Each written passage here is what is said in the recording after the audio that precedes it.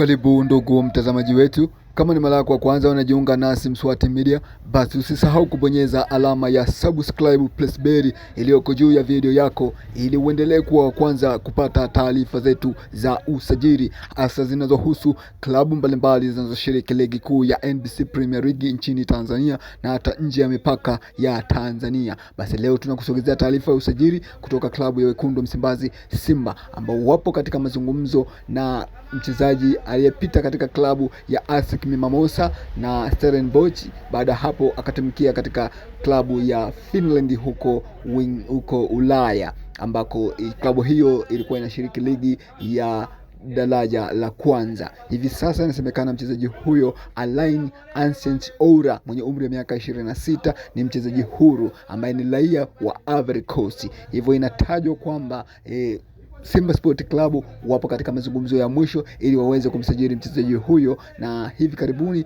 wanahitaji kuongeza nguvu zaidi katika eneo lao la ushambuliaji, kwa sababu Alain Ancient-Oura ni kiungo mshambuliaji wa pembeni.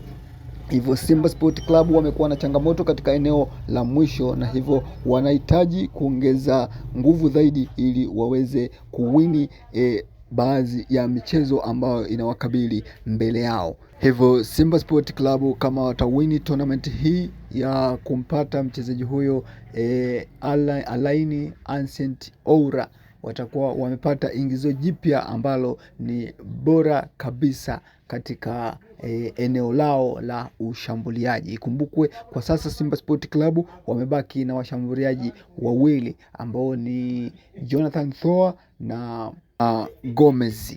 Hivyo Simba Sport Club wanahitaji kuongeza nguvu zaidi ili waweze kupushi katika eneo lao hilo la ushambuliaji. Kumbuka kwamba imekuwa na eneo butu sana hivi ile Simba wanavyofanya interception na vile wanavyofanya mashambulizi zaidi. Wamekuwa na uchache sana wanapofika katika lango la mpinzani. Hivyo Simba Sport Club katika usajili huu, kama watafanikiwa, usajili wa Alain Ancient-Oura utakuwa ni usajili bora kabisa ambao Simba wanakuwa wamekwenda kufanikisha katika window hii ya Januari 2026. Basi ndugu mtazamaji wetu, endelea kubaki nasi Mswati Media kwa kubonyeza alama ya subscribe ili uendelee kuwa nasi kwa taarifa zaidi za kimichezo.